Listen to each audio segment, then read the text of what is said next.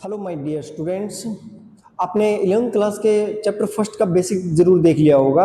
अगर नहीं देखा है तो आप पहले वो वीडियो जरूर देख करके आइए। उसके बाद में आज हम एनसीईआरटी के जितने भी हमारे फर्स्ट चैप्टर के क्वेश्चन हैं वो हम फटाफट से यहाँ पर सोल्व करेंगे। तो चलिए शुरुआत करते हैं बिना किसी देरी के। 1.1 एक्सरसाइज का फर्स्ट क्वेश्चन है, which of the following are sets justify your answer. यानी कि आपको इसमें बताने हैं, जो आपके आगे क्वेश्चन है उसमें बताने हैं कि कौन से सेट बन सकते हैं और कौन से नहीं। तो फर्स्ट है the collection of all months of a year beginning with the letter J. बिल्कुल, क्या आप इसका सेट बना सकते हो? यानी कि उन सभी महीनों के नाम लिखने हैं जिनका फर्स्ट लेटर क्या है, जे है। जैसे कि मान लो हम ये सेट बना रहे हैं, तो जून, जुलाई, जनवरी रह गया, जनवरी, फरवरी, मार्च, अप्रैल, मई, जून, जुलाई, अगस्त, सितंबर, अक्टूबर, नवंबर, दिसंबर। तो हमारे ये नंबर आ गई, ये एलिमेंट आ गए हमारे। 3 मंथ्स ऐसे हैं जिनके फर्स्ट लेटर में क्या आ रहा है, जे आ रहा है। तो क्या पॉसिबल है ऐसा सेट बनाना? बिल्कुल है, तो हम ये सेट बना सकते हैं। सेकंड कह रहा है the collection of 10 most talented writers of India. यानी कि पूरे इंडिया में जो सबसे 10 मोस्ट टैलेंटेड राइटर हैं उनका सेट बनाना है। तो क्या पॉसिबल है? आई थिंक नहीं। अब वो क्यों पॉसिबल नहीं है? बना सकते थे, है ना? नहीं है, क्योंकि कोई राइटर कौन से टाइप के स्टोरी बनाने में, लिखने में एक्सपर्ट हो, यानी कि जैसे धार्मिक स्टोरी में कोई राइटर है वो बेस्ट लिखता हो तो हम उसको उस कैटेगरी में रखेंगे। कोई है जो ट्रेवल्स की स्टोरी बनाने में सबसे बेस्ट है, यानी कि उस बारे में हम कंफर्म नहीं कर सकते कि कौन से जो 10 राइटर हैं वो बेस्ट हैं, तो हम इसमें नहीं लिख सकते। नेक्स्ट है the collection of all boys in your class. आपकी क्लास में कितने बॉयज हैं, कितनी गर्ल्स हैं, कितने बच्चे हैं, उन सबका कलेक्शन आप बिल्कुल इजीली बता सकते हो। तो ये भी एक सेट बन सकता है। तो ऐसे ही आप आगे वाले क्वेश्चंस को भी सोल्व करेंगे। क्वेश्चन नंबर सेकंड है, लेट ए 1 2 3 4 5 6। ए कोई सेट है, वो क्या है? 1 2 3 4 5 6। ठीक है, ये इनके एलिमेंट दे दिए। आगे इसी पर बेस्ड क्वेश्चन पूछ रहा है, insert the appropriate symbol belongs to और डज नॉट बिलोंग्स टू। यानी कि आपको सिंबल इनपुट करना है, बिलोंग्स टू और डज नॉट बिलोंग्स टू। ठीक है, क्वेश्चन नंबर फर्स्ट है 5A। क्या लिखा हुआ है? 5A। ठीक है, 8A, 8A। यानी कि आपको यहीं पर पूरा क्वेश्चन समझ में आ जाएगा। 5 इसका मतलब है बिलोंग्स टू, यानी कि इसके अंदर है एलिमेंट, जो आपका सेट ए है, क्या उसके अंदर एलिमेंट 5 आपको दिखाई दे रहा है? बिल्कुल दिखाई दे रहा है, तो आप लिखोगे बिलोंग्स टू।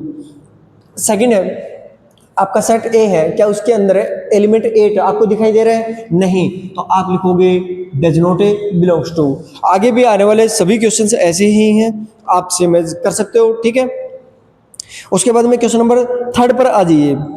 ये कह रहा है write the following sets in roster form. मैंने आपको सेट की 2 फॉर्म बताई थी, set builder form, set builder form, और दूसरी फॉर्म है रोस्टर फॉर्म।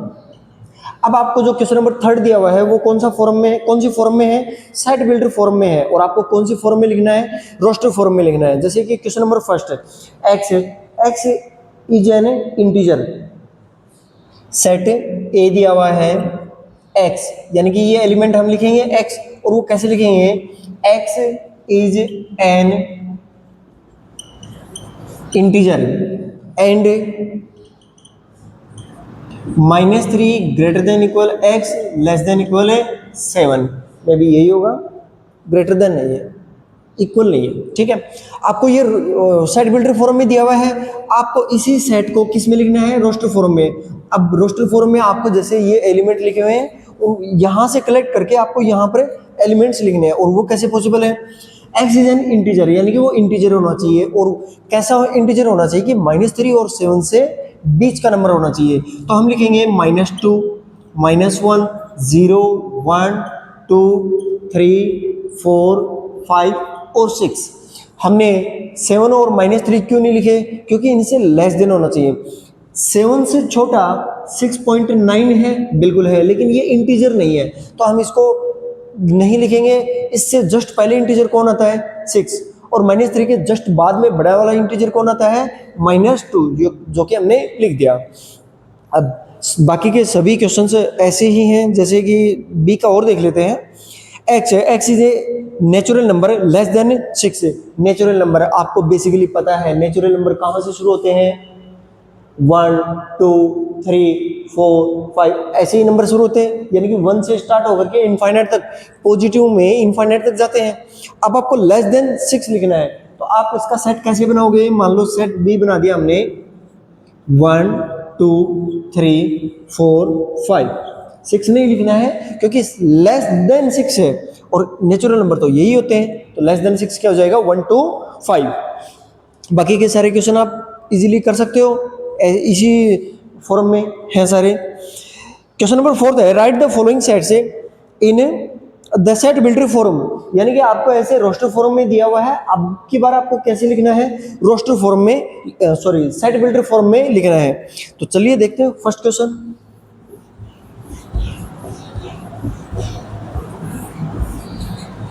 आपका क्वेश्चन नंबर फर्स्ट है 3 6 9 12, यानी कि आपको सेट ए दिया हुआ है 3 6 9 12, ठीक है। आप इसका सेट बिल्डर फॉर्म कैसे बना सकते हो? अब सेट बिल्डर फॉर्म बनाने के अलग अलग तरीके हैं, कोई बच्चा कैसे उसको रिप्रेजेंट कर सकता है, कोई बच्चा कैसे उसको रिप्रेजेंट कर सकता है, लेकिन उसका रिजल्ट जो रोस्टर फॉर्म में है ना वो ये आना चाहिए, ये जरूरी है, ठीक है। तो मैं इसको लिखूंगा x is a multiple of 3 and 1x 4, यानी कि मैं इसको लिखता हूं x जो आपका एलिमेंट है वो कैसा होना चाहिए, x is a multiple of 3 का मल्टीपल होना चाहिए, ठीक है। उसके बाद में एंड x जो x है आपका 1 और 4 से इक्वल भी होना चाहिए और इनके बीच में भी होना चाहिए। अगर हमें इसको रिप्रेजेंट करेंगे तो कैसे लिखेंगे, 1 इक्वल भी है, इससे बड़ा नंबर 2 3 4 तक आ गए, ठीक है।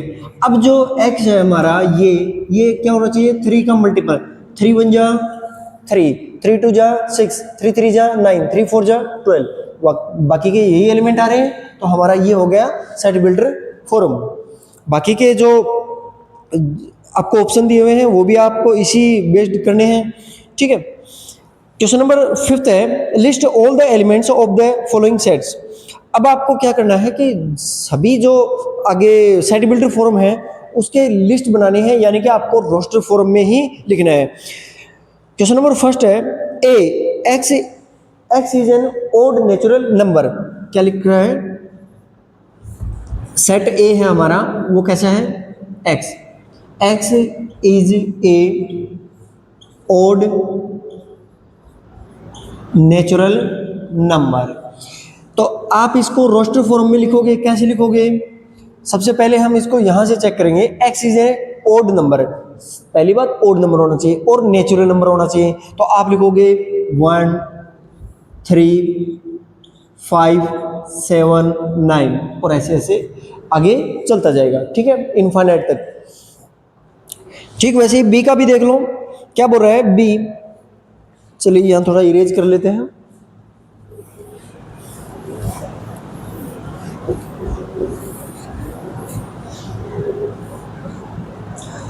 बी का क्वेश्चन जो है आपका वो लिख रहा है, एक्स इज एन इंटीजर -1/2,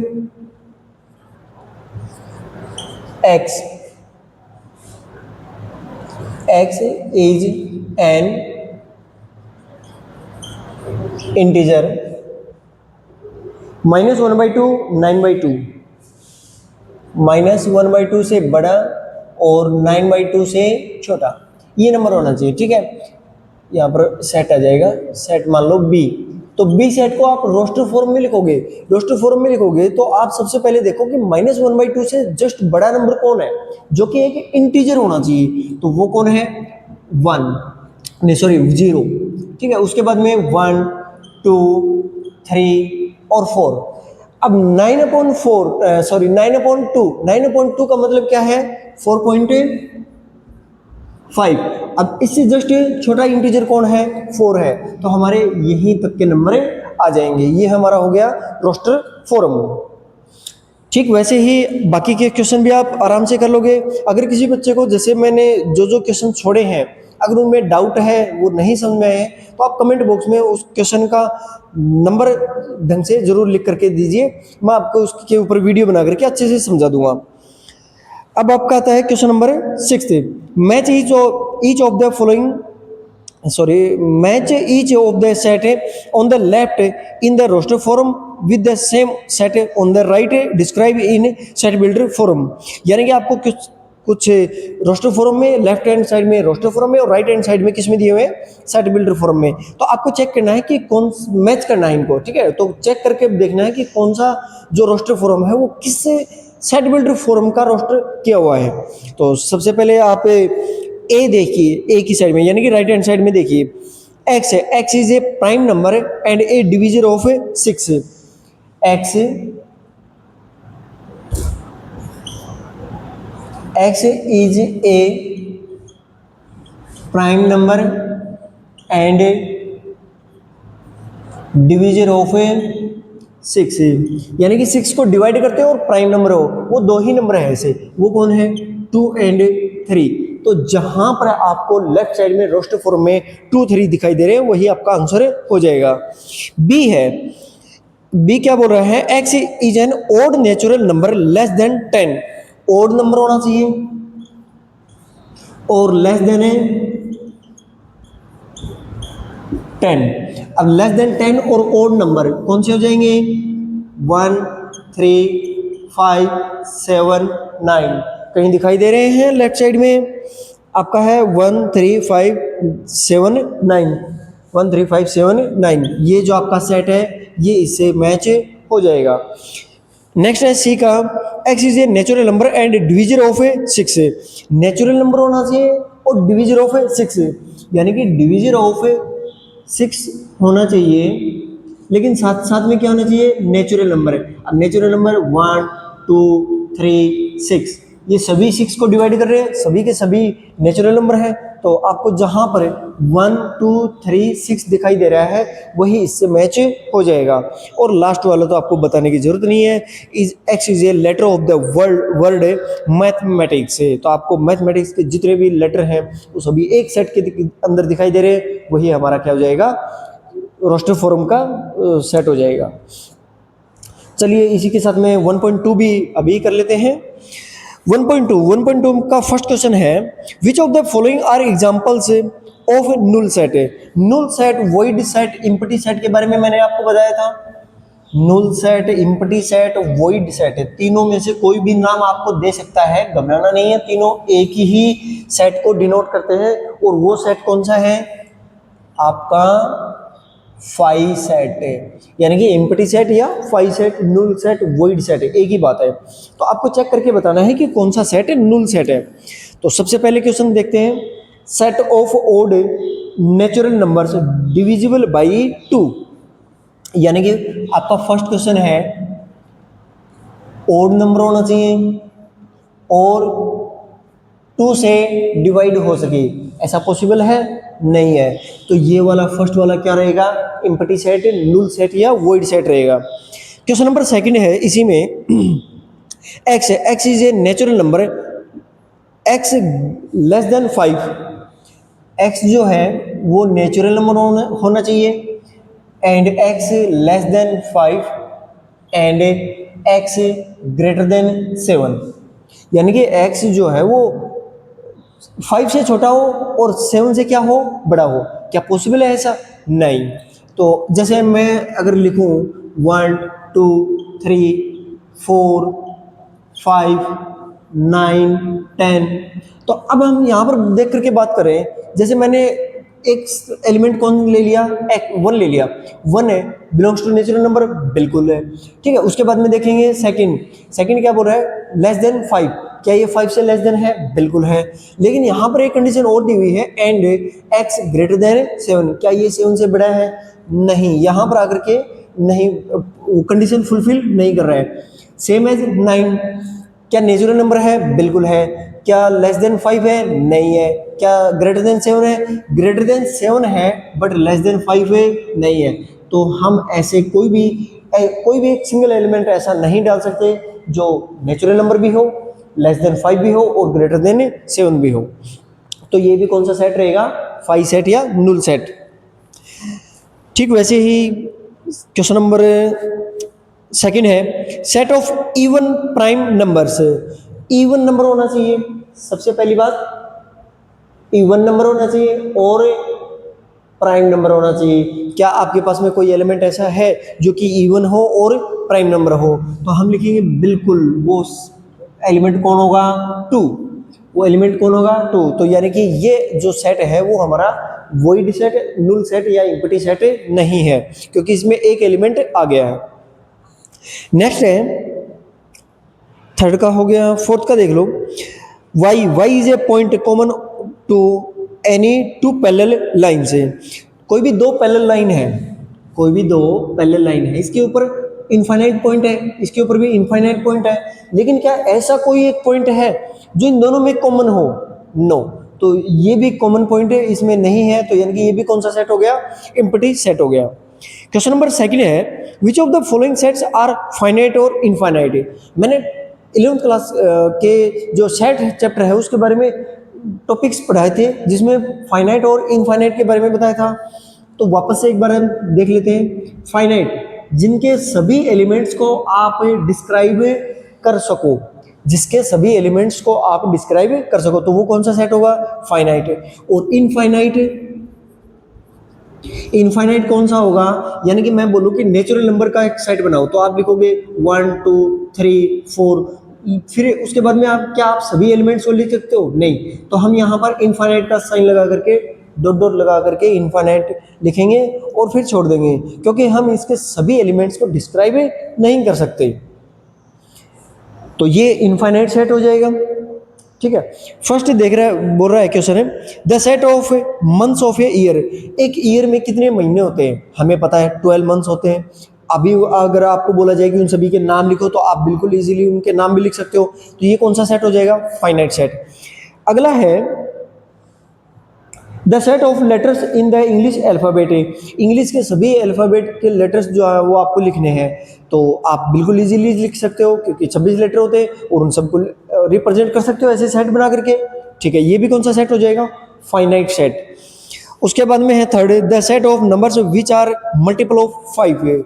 अभी आप देखो, मल्टीपल ऑफ 5 आप लिखना शुरू करोगे, 5 25 125 625, ये लिख सकते हो। ठीक है, फिर आप ये भी लिख सकते हो 10 15 20 25, इन सबको भी लिख सकते हो, लेकिन क्या इनका एंड है कहीं पर? नहीं। तो ये कौन सा सेट हो जाएगा? Infinite set. उसके बाद में नेक्स्ट क्वेश्चन देखते हैं, बाकी सभी आप इजीली कर सकते हो। क्वेश्चन नंबर 4 है, the following state whether A equal और बी और नॉट। यानी कि कहीं पर आपको सेट ए दिया होगा, कहीं पर आपको सेट बी दिया होगा, आपको चेक करना है कि ये दोनों इक्वल हैं या नहीं है। तो अगर हम सबसे पहले इनके एलिमेंट्स को ही देखेंगे, अगर ये इक्वल हैं यानी कि उनके सभी एलिमेंट्स मैच हो रहे हैं तो वो इक्वल है, अदरवाइज नहीं। जैसे कि क्वेश्चन नंबर फर्स्ट है, A B C D. Set A क्या दिया हुआ है? A B C D. Set B क्या दिया हुआ है? सेट आपका बी दिया हुआ है डी सी बी ए। क्या दिया हुआ है? डी सी बी ए। हम देख रहे हैं कि ए की बजाय फर्स्ट में क्या आ रहा है? डी, लेकिन उससे फर्क नहीं पड़ेगा। एलिमेंट ए है, इस पूरे सेट में एलिमेंट ए है, बी भी है, सी भी है, डी भी है, यानी कि सभी एलिमेंट आ रहे हैं। That mean set A equal होगा सेट बी के। जैसे कि क्वेश्चन नंबर इसी में सेकंड है, 4 8 12 16। बी का सेट दिया हुआ है 8 4 16 18। क्या इसमें 12 और 18 मैच हो रहे हैं आपस में? नहीं। तो सेट ए और B does not equal. Question number 5 है, are the following pair of sets equal, give reason. अब आपको बताना है कि क्या ये दोनों भी सेट इक्वल हैं या नहीं है। लेकिन अब की बार आपको ऐसे दोनों रोस्टर फॉर्म में नहीं दिए हुए। एक आपको सेट दिया हुआ है सेट बिल्डर में, ठीक है, दूसरा आपको सेट दिया हुआ है रोस्टर फॉर्म में, ठीक है। तो चलिए चेक करते हैं। 2 3 सेट ए क्या दिया हुआ है आपका 2 3,